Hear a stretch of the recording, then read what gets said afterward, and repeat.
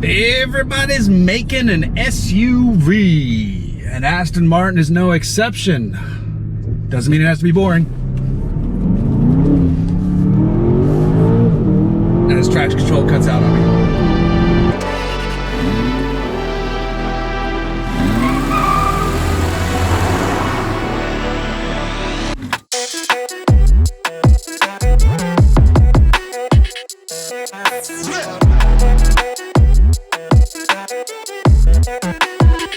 But I assure you it is not boring despite that engine going, hey, chill out a minute.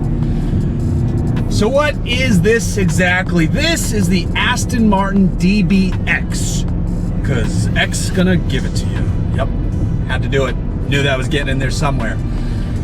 Everybody is making an SUV because SUVs print money for every automaker, from the lowest of the low to the highest of the high. That's why Bentley has them, Lamborghini has one, Ferrari is considering one, Rolls-Royce has one, Aston Martin needed one, and here it is. I drove the DBX some time ago. I don't remember exactly when because COVID has broken how time works, so I honestly do not remember. But it was a great taste of the vehicle on some amazing roads until they put me on an off-road portion of the course, but I'll get back to that later. First, let's back up and talk about how it looks. The good news here is that you can tell it's an Aston Martin when you look at it. The nose is very familiar, the hood is very familiar, and then out back, the way they did the ducktail spoiler is awesome. This thing looks good from almost every angle. I think the worst angle is the direct tail-on view out back, just because there's a lot to look at there. But pretty much every other angle, this thing is kind of badass. It has 22-inch tires at each corner, which are massive. This is wearing Pirelli summer tires. You can option it with all season. You can actually option it with winters as well if you live in a place that demands you do so.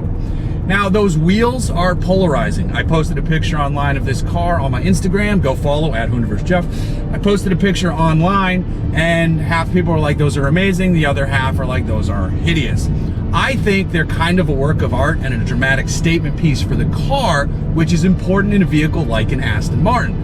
I would opt for different wheels. However, I think those wheels are pretty amazing in terms of just the nature of how they're built. They look like a mix of organic and 3D printed at the same time. It's really intriguing, but opinions are mixed on them. Now, speaking more of the outside, we have this paint, this blurple, this mostly purple, occasionally bluish looking paint. It's called Royal Indigo, and it is more than $9,000 as an optional extra.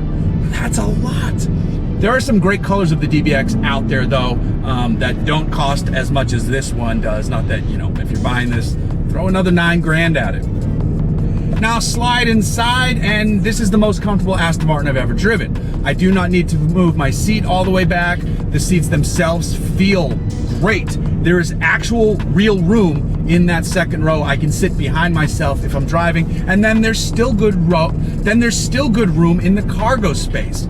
Aston Martin definitely packed a lot of room into this thing, and it shows. And then the way the console is laid out is nice. The steering wheel feels good. Everything from here forward looks modern Aston Martin. It all works well because all the tech is now AMG backed underneath. You know, the electronic bits is all sourced from Mercedes AMG. So this is familiar to you if you've been in a modern Mercedes, but with a slight change to an Aston Martin look, especially in the gauges. You get the DBX badging and all that good stuff there.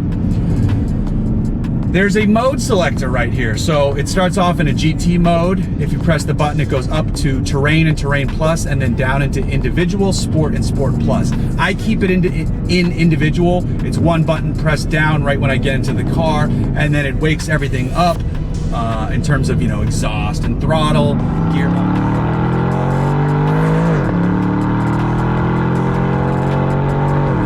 gearbox, all that stuff, but I leave the suspension in a softer mode because there is a clear delineation between the different suspension damping modes, which is great. You can really firm this up and give it the beans, or you can still give it the beans and keep it a little bit more comfortable, which I like doing. Now, further diving into that Mercedes AMG technical partnership, that's what's powering this thing. It's a 4-liter twin turbocharged V8 engine making 542 horsepower and 516 pound-feet of torque, backed up by a 9-speed automatic gearbox, which responds nice and quickly through giant paddles placed on the steering column. The exhaust tuning is all the work of Aston Martin. They're very proud of the noises these things make, and this makes awesome noises, as it should, as is a hallmark of any Aston Martin vehicle. This thing gets up and goes. It rips. Aston Martin, when I was on my first drive event of this thing, said it's like a taller DB11, and they're not wrong. It drives way harder than it has any right to. It's much more engaging and entertaining than I expected it to be when I first heard about the DBX. But it's awesome. This thing totally rips on its massive, I think the rear tires are 325 series tires, maybe 285s in the front. It's a staggered setup. But this thing absolutely hauls balls through the canyon roads.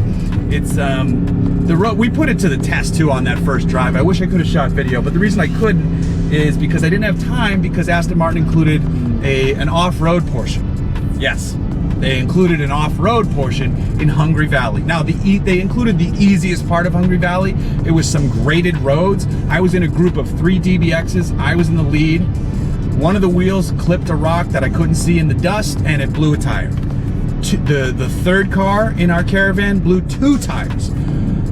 We were on Pirelli summer tires, which was great on the road to the off-road section, and just absolutely ridiculously stupid on the off-road portion. I really do want to take one of these off-road on more aggressive tires, more aggressive in terms of, you know, sidewall construction and all that, not in terms of summer performance. But because it would be fun to see what it can do, because the terrain system does actually raise this up. Terrain Plus raises it up even more. So there is some ground clearance to be found. There is an all-wheel drive system here. Thankfully, the all-wheel drive system is extremely rear biased. You're basically rear-wheel drive until it needs to send to the front. Now, the different driving modes will adjust that a bit as needed, but here I'm in what is essentially my own individualized sport mode, and it is essentially a rear-wheel drive super SUV. Super SUVs do not come cheap, of course. It is an Aston Martin. It starts at around $176,000 as tested. This one is like $225,000. So with any Aston Martin, you can jack the price way up. Every one of these you see is probably going to be around 200 grand. And that's a ton of money, but I mean, again, it's an Aston Martin SUV that absolutely rips. This is how much these should cost. They do cost, so that's of no surprise there, I don't think. What is of a surprise is that the DBX is really good. It's damn good. It is an excellent super SUV if you want to categorize these as such. It is more engaging than the Bentayga. I have not driven a Cullinan, but that looks like it handles like a steamship. It's not as good off-road as any Range Rover, of course, but on-road, it smokes.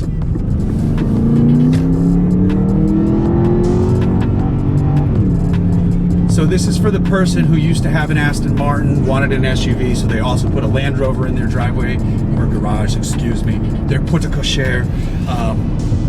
So they put a Land Rover next to their Aston Martin or something else, or a Mercedes product. They don't need to do that anymore. This is their everyday Aston Martin now, and it's great. I've run groceries in it. I put my dog in it. I put a towel down first, Aston, don't freak out. I drove her to doggy daycare today. She sat there politely. I really did put a towel down, put my dog on the way to doggy daycare this morning. This is, I don't know what else to say. It's really, really good, and I expected it to be a very compromised vehicle, and it is not. It is awesome. The only compromise is don't be fooling yourself if you're gonna try to go off-road on summer tires, because that's a joke. I would love to see someone buy one of these and put like an off-road tire on it. I don't know that there's room for that, because you have massive brakes behind giant wheels. I don't know how much you can downsize the wheel to get more aggressive with the tire. I would love to talk to Aston Martin about that. Maybe we could do something, take this, put a roof rack on it, take it on a little mountain bike excursion, take one of these camping. Let's do something insane with this. But for now, on road, the car fucking rips.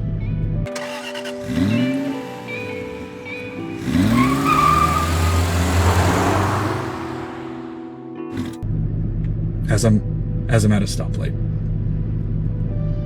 where there's no ripping. Okay, green light.